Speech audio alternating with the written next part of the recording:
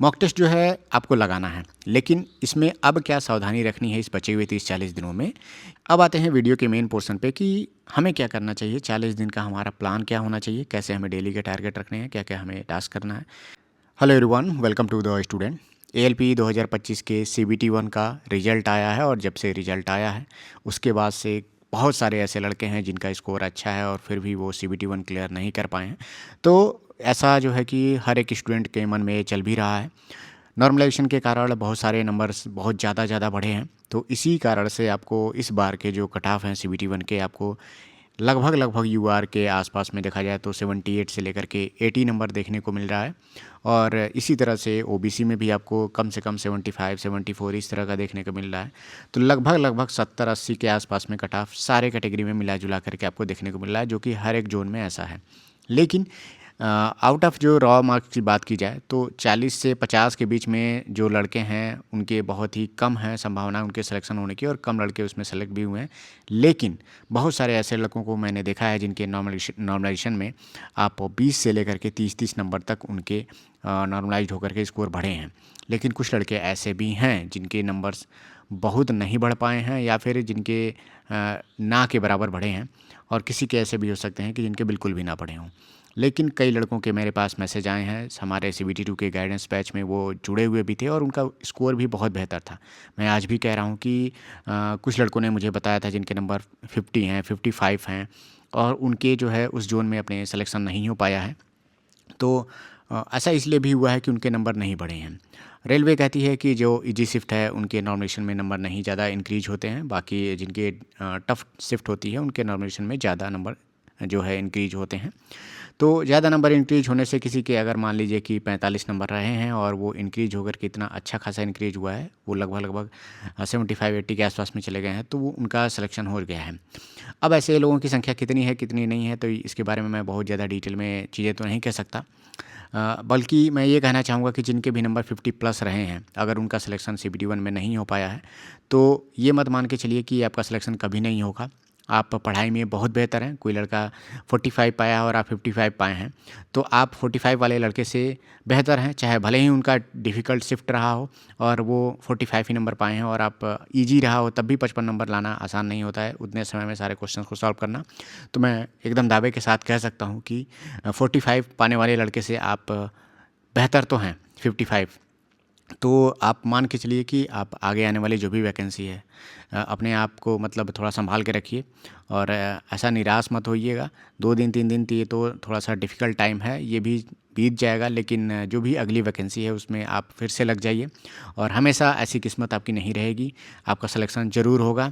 और जो भी लड़के 40 42 45 के आसपास में हैं और जिनका सीबीटी 2 हो गया है, तो उनको ये मान के चलना है कि सीबीटी 2 में आपको अगर सिलेक्शन लेना है तो कम से कम आपका स्कोर 84-85 के आसपास में रखना होगा, और तभी आपका सिलेक्शन होगा। जिस तरह से कट ऑफ इस बार गई है मुझे लगता है कि और भी ज़्यादा रखना चाहिए, लेकिन कम से कम पहले 85 के आसपास में स्कोर करना शुरू करिए सीबीटी 2 के जो टेस्ट पेपर हैं उसमें।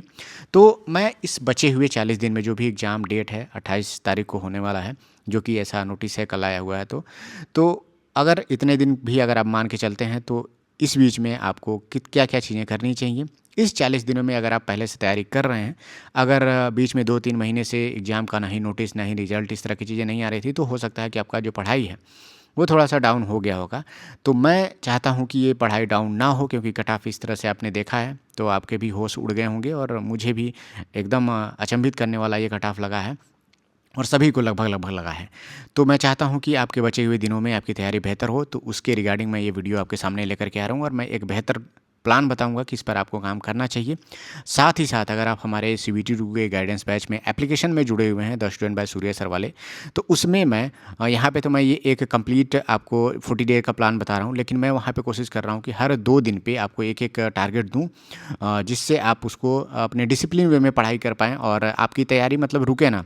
हर समय आपको एक टारगेट मिलेगा तो उसको देख करके आप एकदम उसको पाने की कोशिश करेंगे और उसको अचीव करेंगे, तो आपकी पढ़ाई एक मतलब ग्राफ है वो नीचे की तरफ नहीं आएगा, एक लेवल पे आपका एकदम कंटिन्यूस लगा रहेगा। तो जो लोग भी अगर जुड़ना चाहते हैं तो आप उस गाइडेंस बैच में जा कर के जुड़िए। और ये पीक टाइम है, आप पैसा बिल्कुल भी मत बचाइए। पैसे बचाने के चक्कर में ही बहुत सारे लड़कों का सिलेक्शन रुका भी है। कुछ लोग बैचेज लेने से अभी भी डरते हैं, और बहुत से लोग अभी भी मुझसे मैसेज कर रहे हैं कि अब किसका बैच मुझे ट्रेड का लेना चाहिए, किसका बैच मुझे CBT2 के कौन सी बुक्स लें, कौन से बेसिक साइंस के लें। ये अभी भी अगर आप नहीं किए हैं तो एकदम बेवकूफ़ लड़के हैं वो लोग, जो ये चीज़ें नहीं की हैं और अब बैचेज के चक्कर में भटक रहे हैं। कई लोग तो PDF तक मांग रहे हैं। तो पता नहीं वो लोग बाय लक सेलेक्ट हो चुके हैं और वो उम्मीद भी नहीं कर रहे, तो उनका सिलेक्शन हो चुका है और वो अब सोच रहे हैं कि 30-40 दिन में पूरा सब कुछ एक ही बार में पढ़ करके चार्ट लिया जाएगा तो सारा हो जाएगा। तो खैर उनकी बात हम छोड़ देते हैं। ये लोग लक बेस पे चलते हैं और मेहनत करते नहीं हैं, और लास्ट टाइम पे सोचते हैं कि कुछ ना कुछ ऐसा हो जाएगा और मेरा सिलेक्शन हो जाएगा।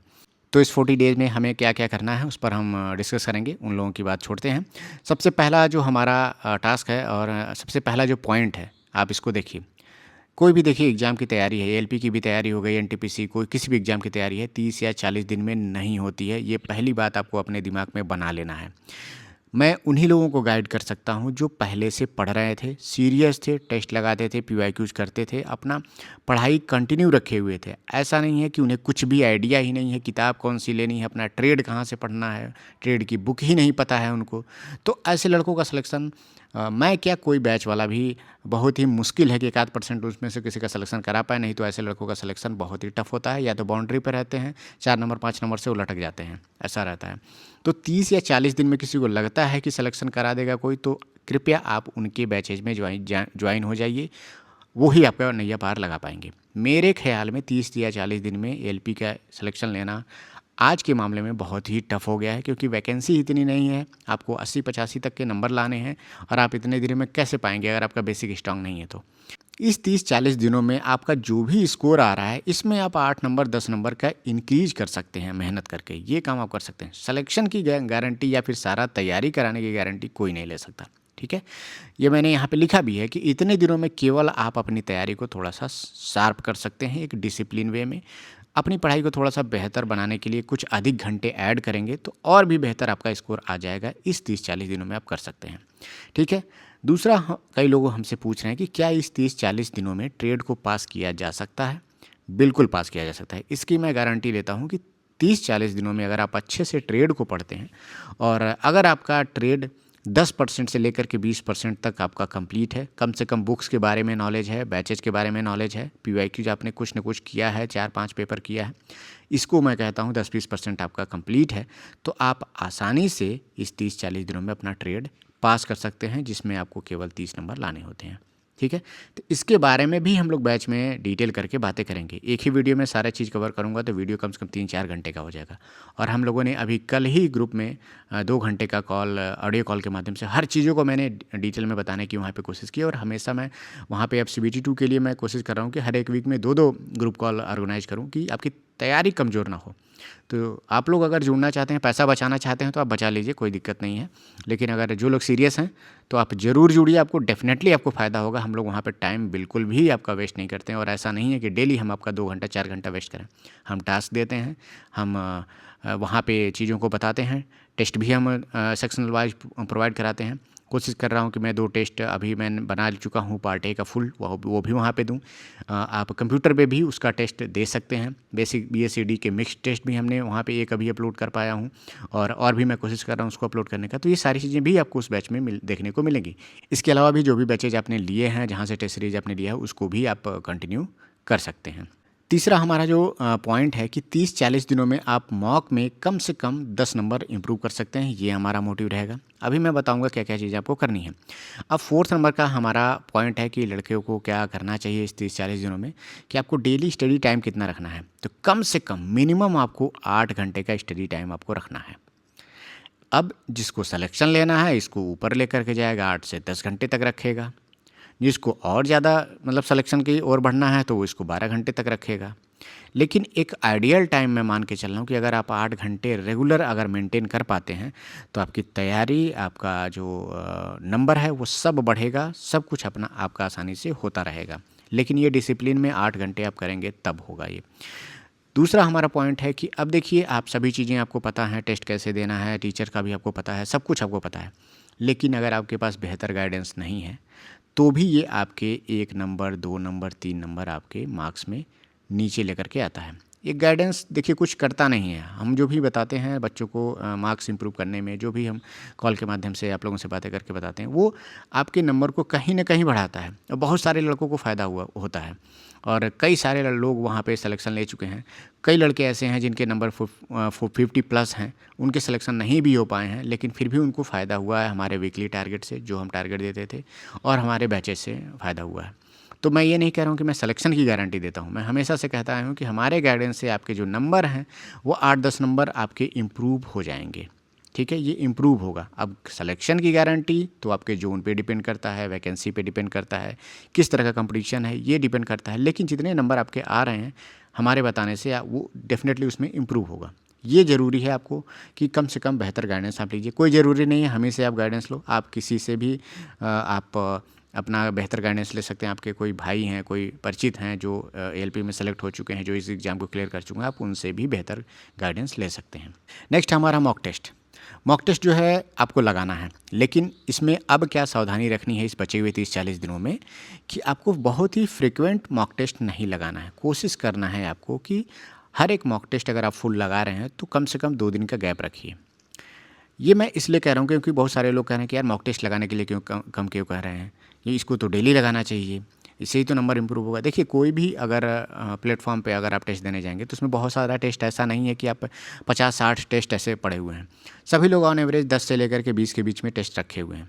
तो अगर आप शुरुआत के ही 10-15 दिनों में आप सारा टेस्ट उसका दे करके ख़त्म कर देंगे तो वो नया टेस्ट आपके पास रहेगा नहीं। तो बाद में आपकी जब तैयारी और बेहतर होगी तो आप कहाँ से जो है टेस्ट दे करके आकलन कर पाएंगे कि मेरा मतलब नंबर कितना आ रहा है।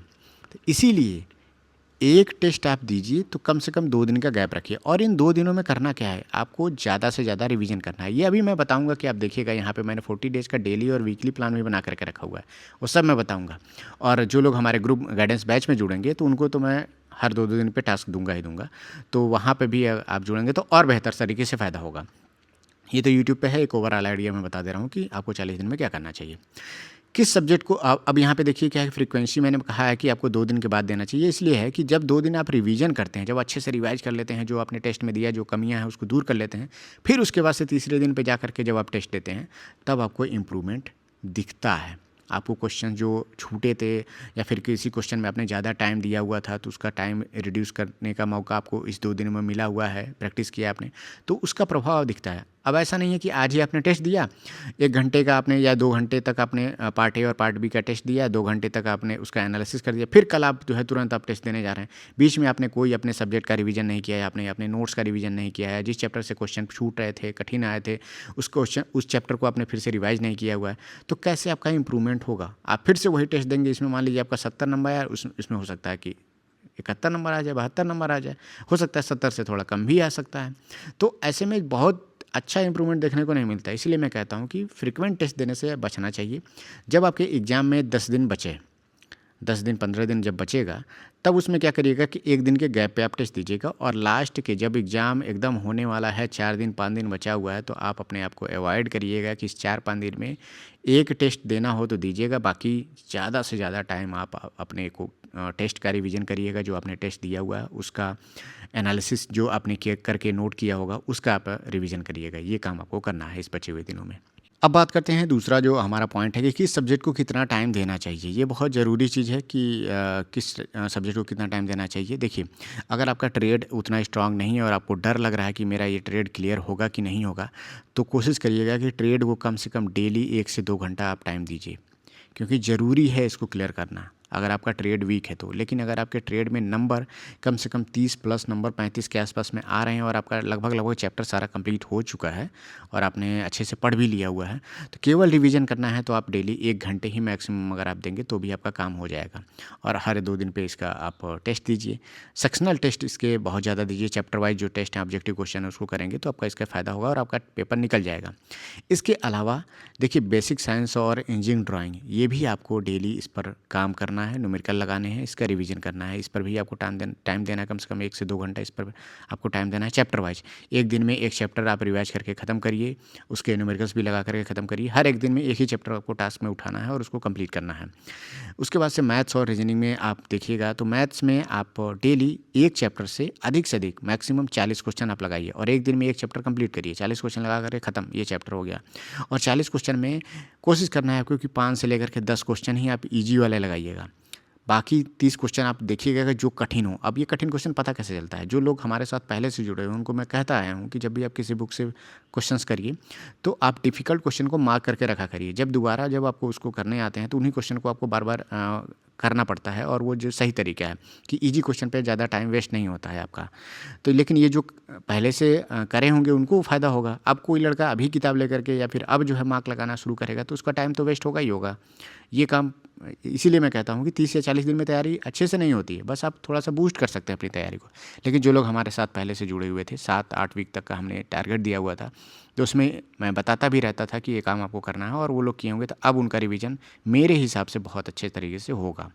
और अगर आपका अभी भी नहीं है, आपने ऐसा ना काम नहीं किया है, फिर भी आप जो है डिफ़िकल्ट क्वेश्चन को पहचान सकते हैं। कोशिश करना है आपको 30 से 40 क्वेश्चनों में से 10 क्वेश्चन ईजी करिए, कम से कम 30 क्वेश्चन आप उसके डिफ़िकल्ट करिए।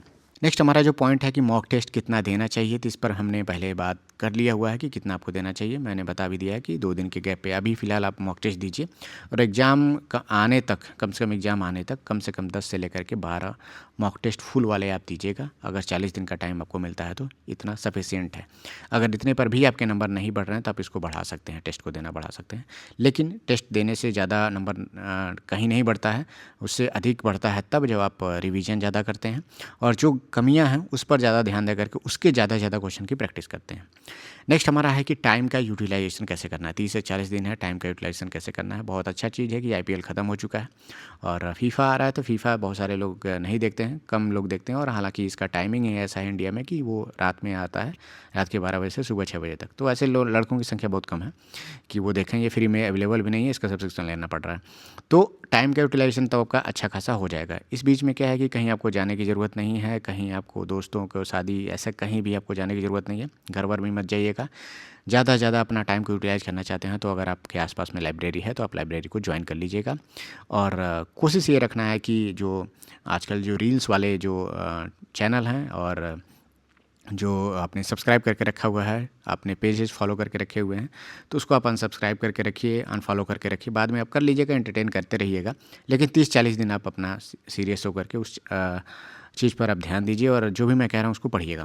रिवीजन कैसे करना है ये बहुत ज़रूरी है। मैंने बता दिया है कि आपको रिवीजन करने के लिए कम से कम डेली मतलब हर एक दिन के बाद 2 दिन आप रिवीजन पे टाइम दीजिएगा। और डेली मैं कह रहा हूँ कि टेस्ट वाले दिन में थोड़ा कम रिवीजन होगा, लेकिन डेली आपको कम से कम 3 से 4 घंटे आपको रिवीजन में रखने हैं। ये बहुत ज़रूरी है और ये काम आपको करना है। अगर आप कुछ नया नहीं भी पढ़ पाते हैं, लेकिन ये मिस नहीं होना चाहिए आपका। 3 से 4 घंटे डेली आपको रिवीजन करना है, जो आपने नोट्स बनाया है, जो आपने पढ़ा है। और जो लोग नोट्स नहीं बनाए हैं, अब उनको रिवीजन करने में क्या दिक्कत आएगी कि उन्हें उन लोगों ने जो बैचेस लिए हुए हैं उनको फिर से देखना पड़ेगा। और देखने में आपको पता ही है कि एक चैप्टर के 8-8, 10-10 वीडियो आपको देखने को मिलेंगे जो आप एक दिन में कवर नहीं कर पाएंगे और उतना कवर करने के लिए आपको बहुत टाइम लगेगा। इसीलिए मैं कहता था कि नोट्स बनाया करिए और वही जो है 3-4 घंटे में 1 चैप्टर या 2 चैप्टर तक का रिवीजन इसमें हो पाएगा हर एक सब्जेक्ट का। तो ये काम आपको डेली करना है।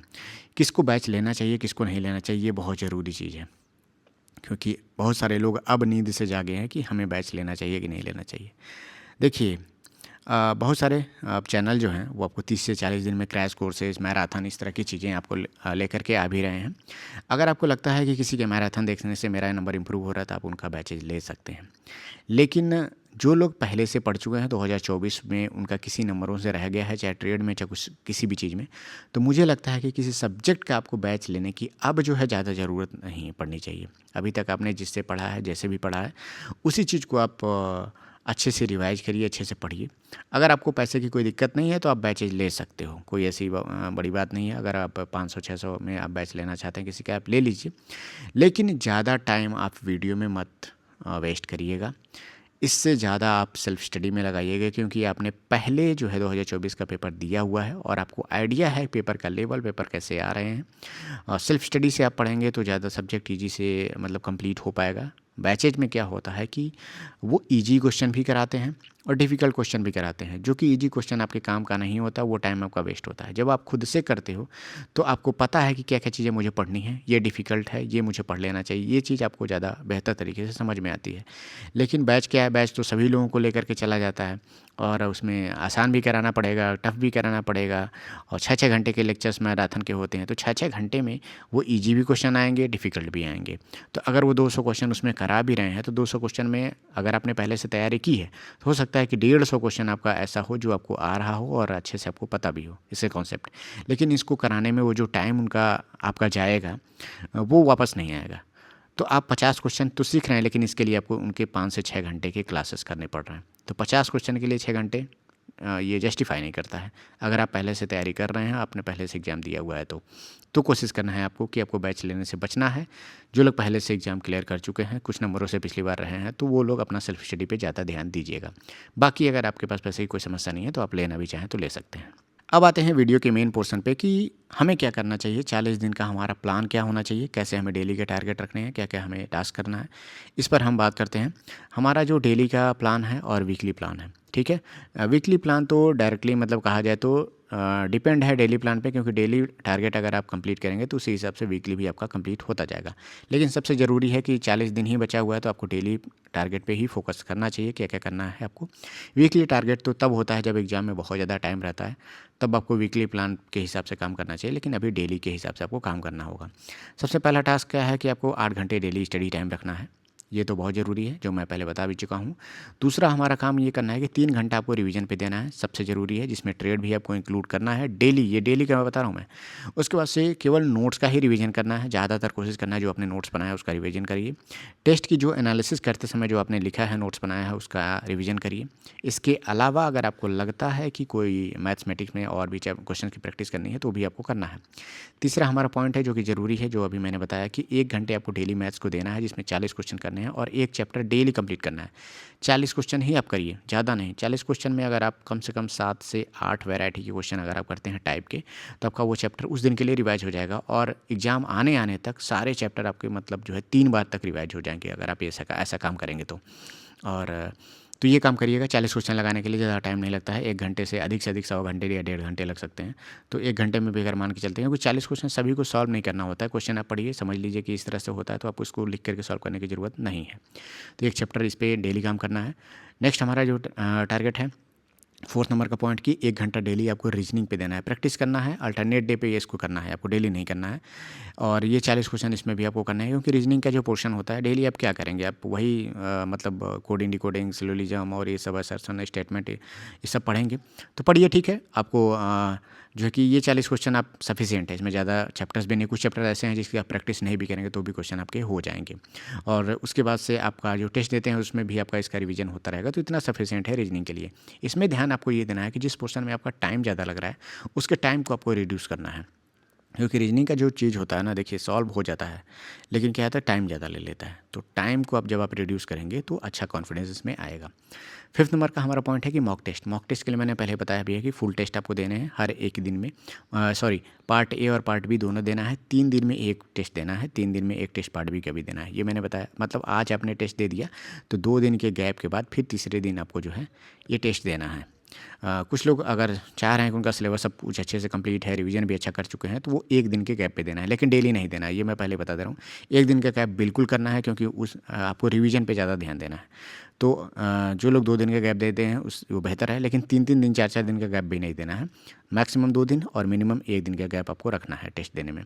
6 नंबर का हमारा पॉइंट है कि सेक्शनल टेस्ट आपको ज़्यादा देने की कोशिश करनी है।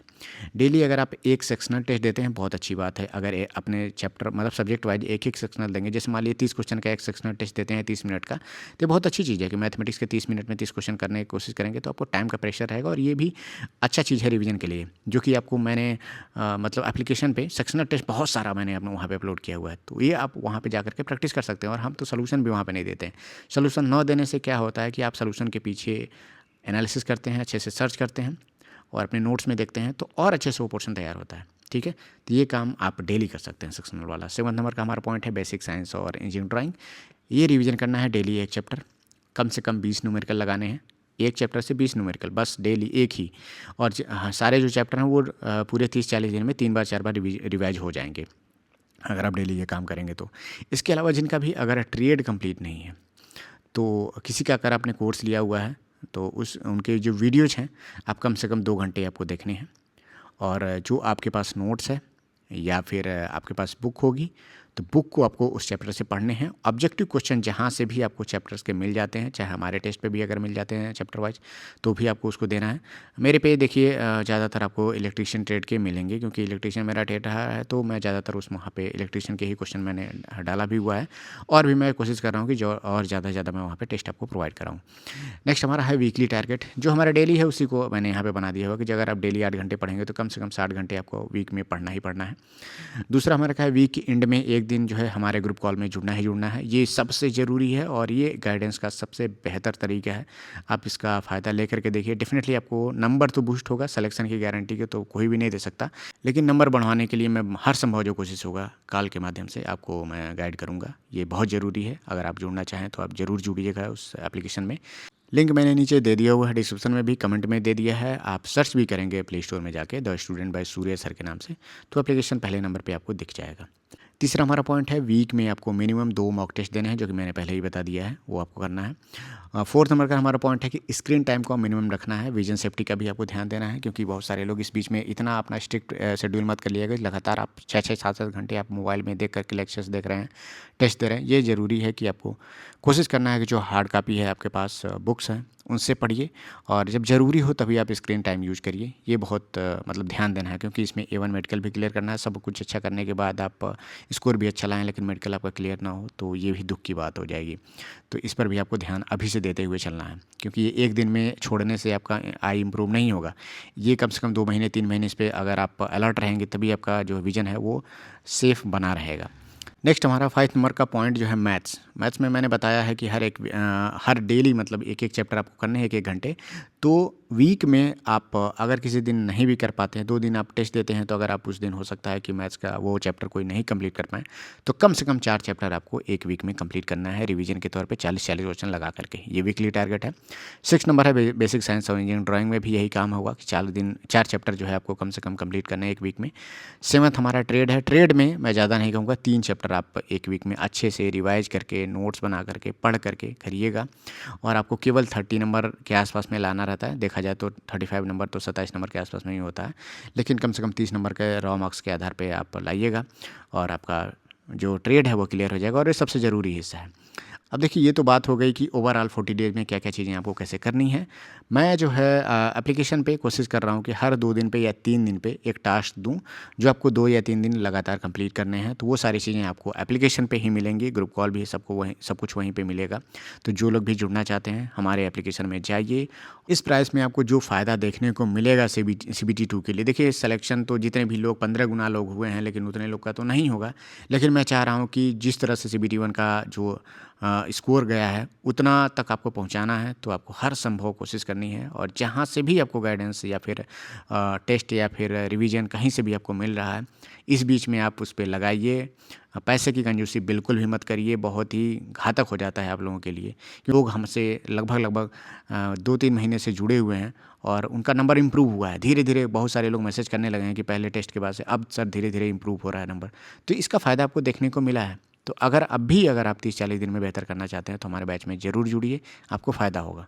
ये मिलते हैं नेक्स्ट वीडियो में। Thank you, all the best.